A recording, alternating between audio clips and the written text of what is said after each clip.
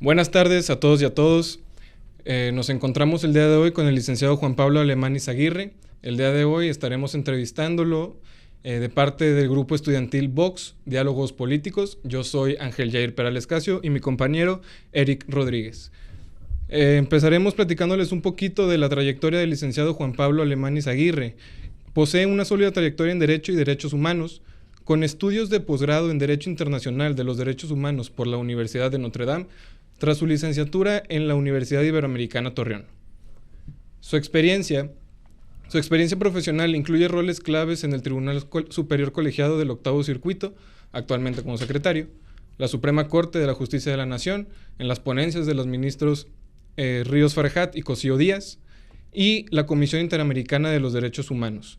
En Ciudad de México trabajó en la Unidad para la Defensa de los Derechos Humanos de la Secretaría de Gobernación, participando en mecanismos de protección, seguimiento de casos y políticas públicas. Además, ha contribuido al máximo académico de la Universidad Iberoamericana Torreón. Su trayectoria destaca por su formación, experiencia judicial de alto nivel y compromiso por la protección de los derechos humanos a nivel nacional e internacional. A continuación, empezaremos con algunas preguntas sobre la trayectoria del licenciado de parte de mi compañero, en el cual estaremos haciendo una dinámica de ping-pong, dividiéndonos las preguntas. Bueno, buenas tardes. Pues vamos a empezar con la primera pregunta y dice más o menos así. Su experiencia en la Universidad de Notre Dame se centró en el Derecho Internacional de los Derechos Humanos. ¿Podrás compartir alguna experiencia o algún aprendizaje clave de este periodo que haya marcado tu trayectoria profesional? Claro, pues buenas tardes, muchas gracias por el espacio. Estoy muy contento de estar aquí en mi casa, la Universidad Iberoamericana Torreón. Pues la experiencia de la maestría fue toda completa, algo muy transformador, muy enriquecedor. Por ejemplo, les puedo comentar que tenía compañeros de todos los continentes menos de Oceanía. Entonces, compartir las clases con abogadas y abogados que entienden el derecho y el mundo desde un punto de vista distinto al occidental o al latino, pues fue algo muy enriquecedor. Una experiencia que recuerdo muy bien de estando en la universidad fue que, bueno, este programa de maestría tiene un tiempo especializándose en el Sistema Interamericano de Derechos Humanos y tiene pues ese renombre dentro del Sistema Interamericano. Hay muchas abogadas y abogados egresados de esa universidad que actualmente fungen como trabajadores en la Comisión Interamericana y en la Corte Interamericana de Derechos Humanos. Y en aquel entonces yo hice la maestría en el 2013-14, el Sistema Interamericano atravesaba un periodo de crisis y de reflexión, y la universidad organizó un foro con expertas en el Sistema Interamericano, un foro al que fueron personalidades muy importantes del sistema, y a nosotros como alumnas y alumnos la universidad nos permitió estar escuchando todo lo que debatían ahí, y esa fue una experiencia que la verdad es difícil de olvidar. Recuerdo por parte de México el embajador Juan Manuel Gómez Robledo, estaba Ariel Dulitsky, es decir, varias personalidades del sistema interamericano, y estar ahí junto con ellas y con ellos, escuchando lo que decían sobre cómo había que transformar el sistema interamericano, fue una experiencia muy enriquecedora. Perfecto. Me parece bastante interesante lo que dice. Yo creo que sigamos ese hilo de los derechos humanos, sobre todo en la experiencia internacional, siendo un mexicano que en esos momentos yo creo que fue el mayor tiempo en su apogeo de violencia dentro del país, y obviamente al entablar alguna conversación con algún homólogo de otro país o de otra nación pudiera representar incluso un cambio cultural bastante interesante en temas de derechos humanos, sobre todo en las violaciones. No sé si nos podría compartir alguna experiencia al respecto. Bueno, yo recuerdo que en las clases de la maestría compartíamos el salón también con las estudiantes y con los estudiantes de pues lo que en Estados Unidos es la carrera de Derecho, que pues obviamente no tenían todas junto con nosotros, y recuerdo que les causaba mucha impresión. Es cierto que estaba muy reciente la época de gran violencia en la región, y yo tenía pues recuerdos muy frescos de las cosas que habían pasado aquí. A mí me tocaron cosas Por supuesto, feas.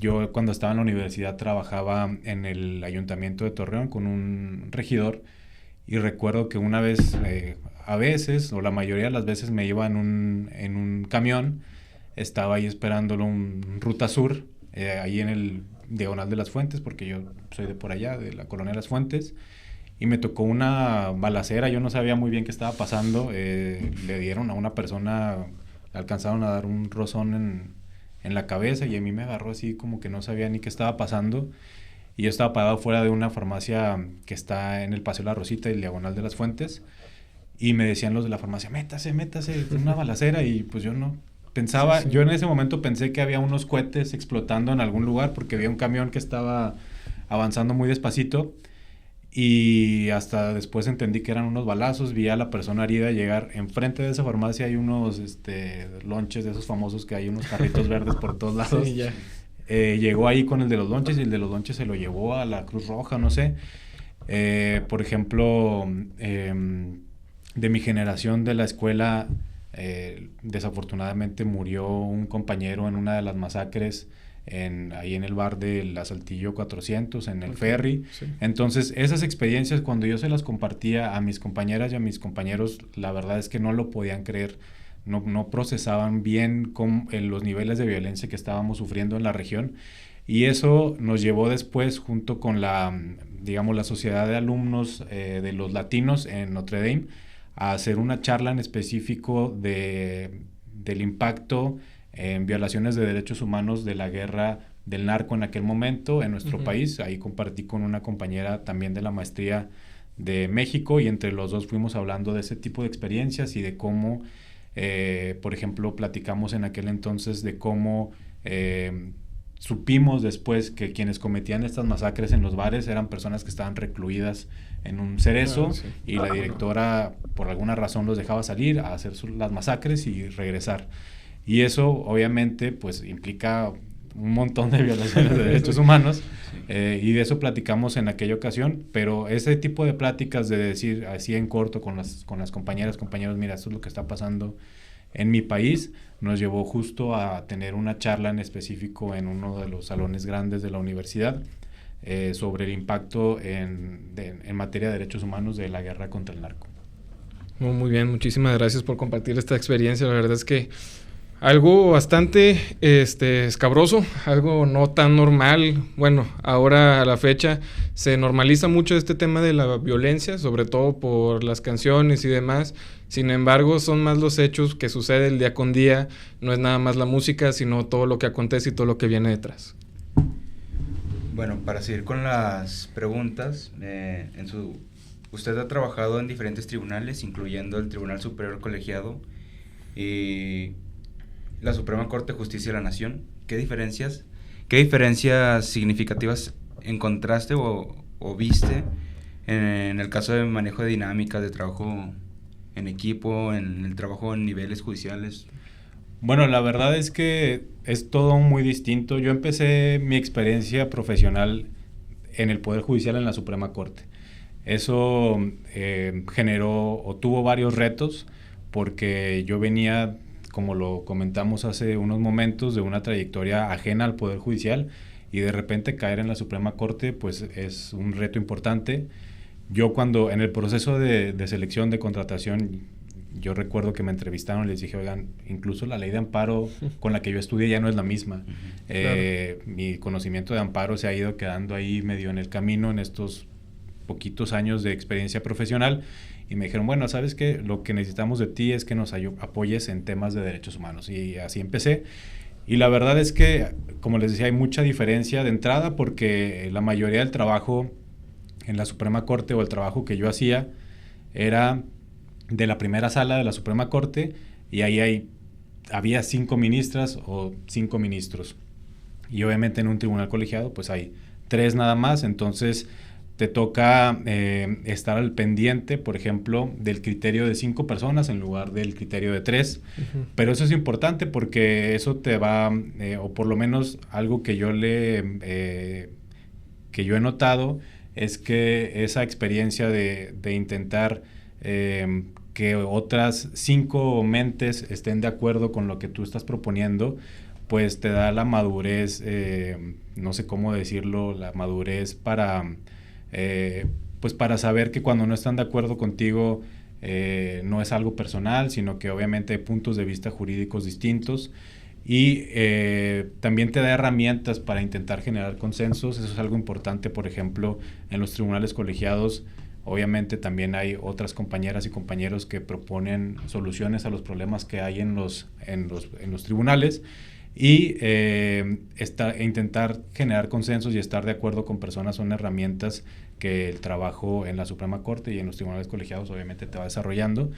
Y bueno, la diferencia más evidente es la naturaleza de los casos que hay en la Suprema Corte o en los tribunales colegiados, no por demeritar el trabajo de un tribunal colegiado, pero la Suprema Corte resuelve obviamente los asuntos más importantes del país, los que implican un problema de constitucionalidad complejo.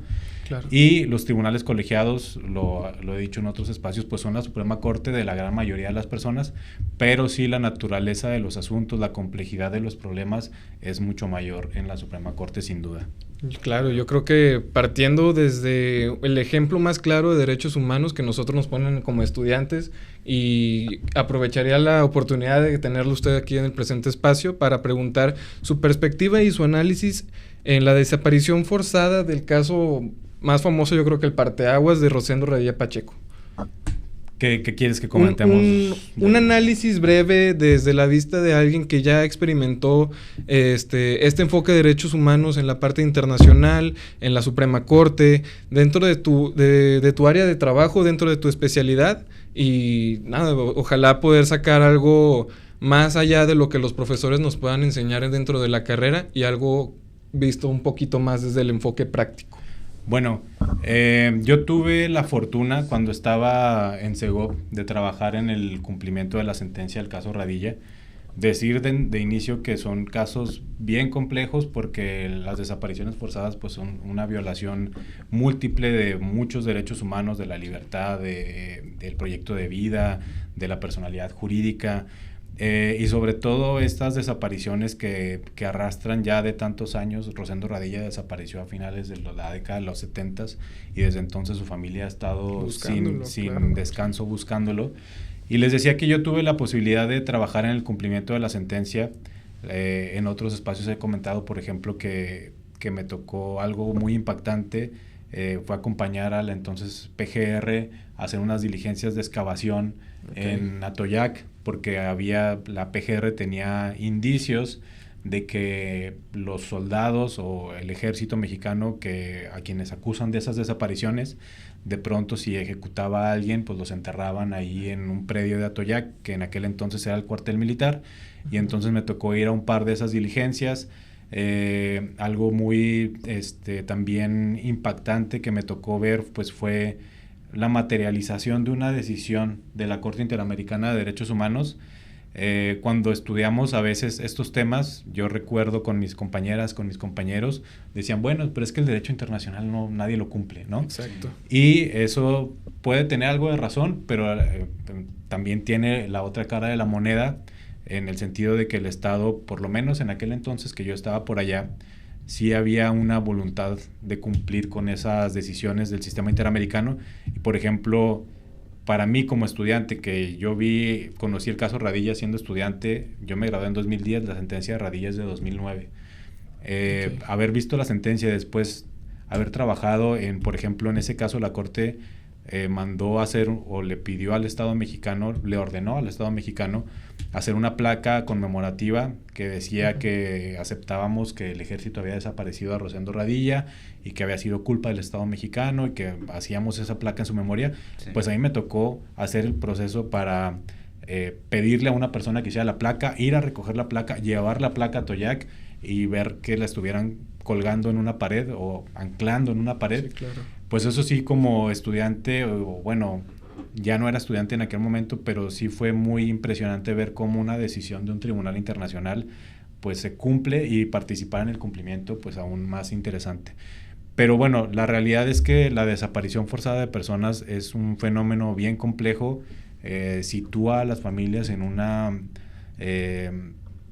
pues como en un halo de incertidumbre que yo la verdad no le deseo a nadie y quisiera obviamente nunca pasar por eso, porque sobre todo recuerdo que las víctimas que yo he conocido de ese delito pues están siempre con la incertidumbre de decir dónde está mi familiar, estará bien, estará mal, no tengo a dónde irle a rezar, no tengo a dónde irle a llorar, a verlo descansar.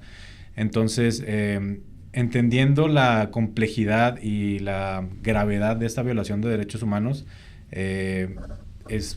a mí me causó mucho impacto haber trabajado en la sentencia del caso Radilla, y después tuve también la satisfacción de trabajar varios asuntos de desaparición forzada en la Suprema Corte. Ahí cuando estuve con el ministro Cosío tuvimos un asunto donde analizó la Suprema Corte, la primera sala, el tipo penal de desaparición forzada antes de la Ley General.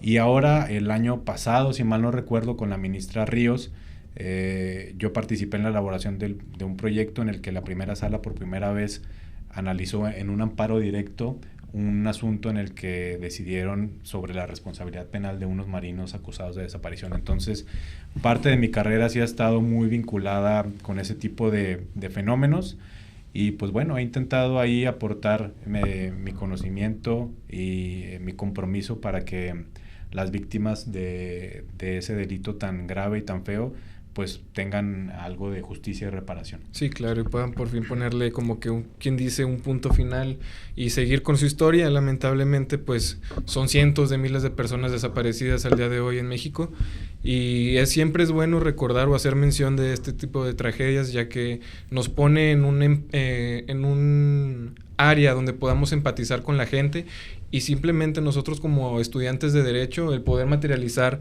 este tipo de preguntas con alguien que estuvo trabajando de cerca es una oportunidad que pocas veces se va a poder lograr. Agradecerle, licenciado, por el acercamiento, y sigamos con las preguntas, por favor.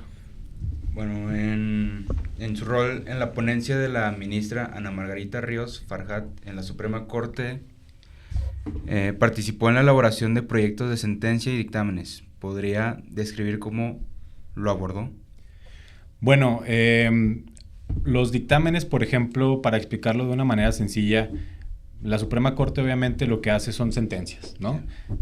Sentencias sobre los asuntos más importantes en el país. Entonces, la manera en que por lo menos la primera sala, que es donde yo he estado en 2 ocasiones, trabaja, es que los ministros le circulan a los demás, le pasan a los demás ministras o ministros sus proyectos.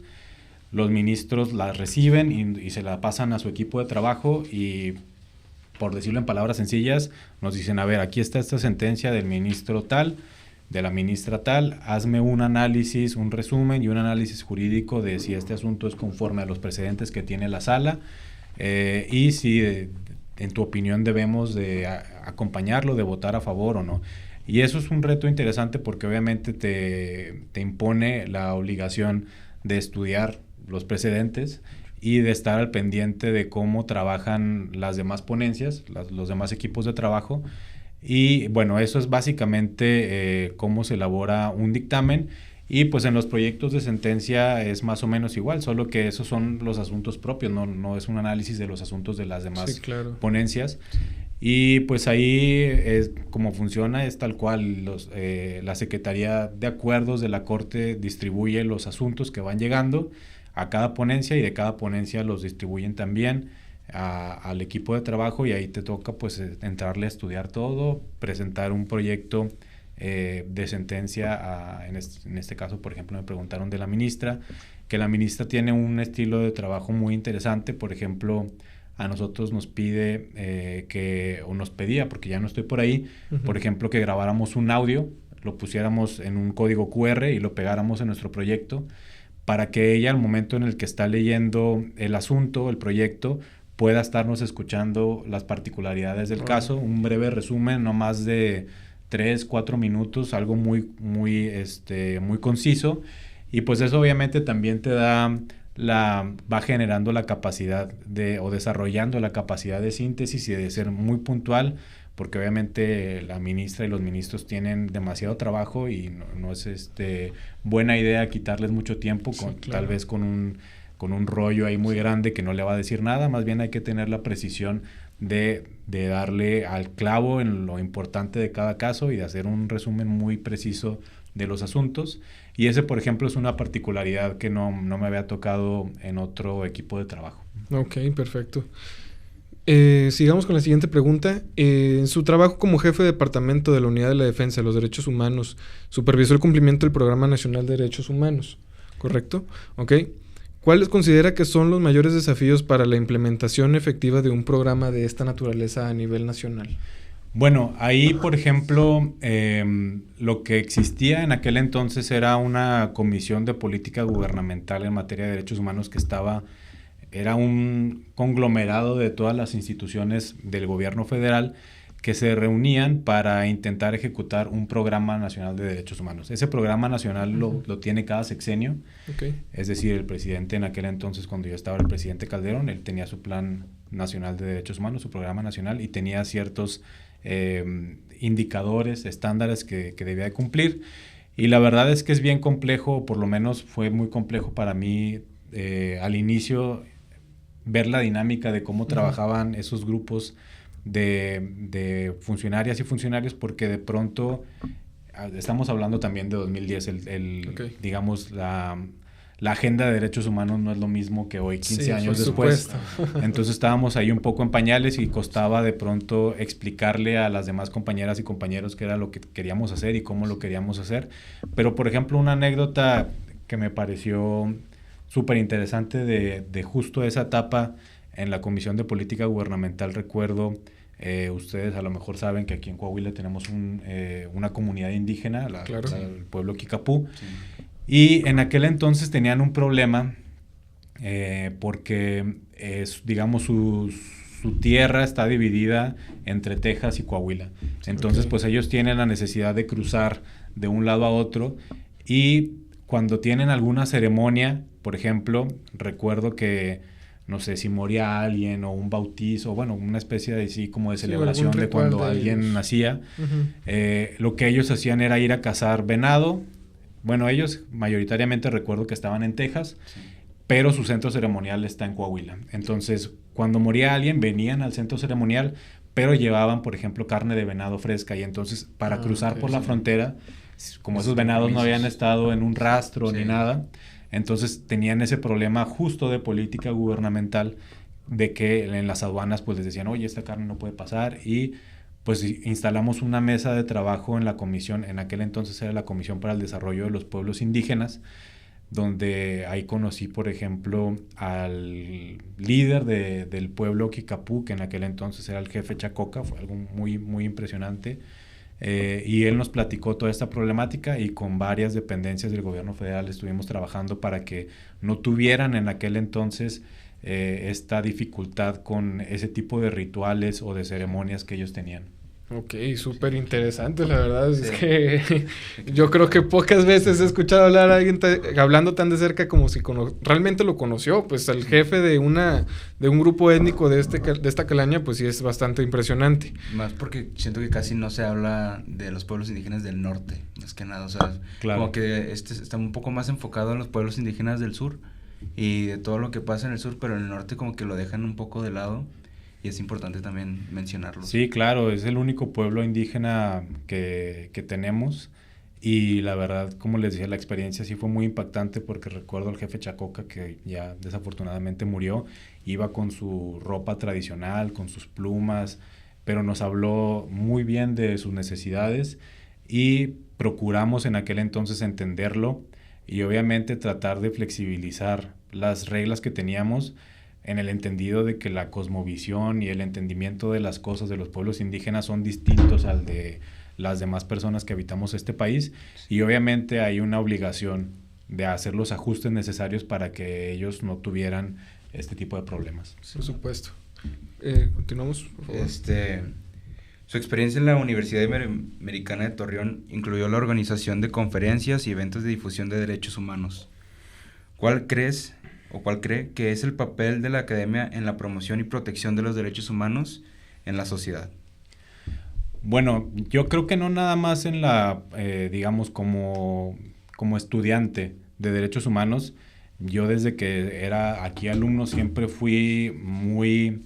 En aquel entonces yo veía la universidad, no como ahora, la verdad, debo reconocer lo que ahora veo algo distinto. Yo veía a la universidad muy callada y estábamos viviendo más bien pues épocas muy difíciles en materia de inseguridad, de masacres, y yo no veía a la universidad que se pronunciara. Entonces yo creo que sin duda las universidades, y sobre todo una universidad jesuita, debe de ser un bastión de crítica, un bastión de defensa de las causas de los empobrecidos, o de las personas que están ahí abandonadas a su suerte frente a una injusticia.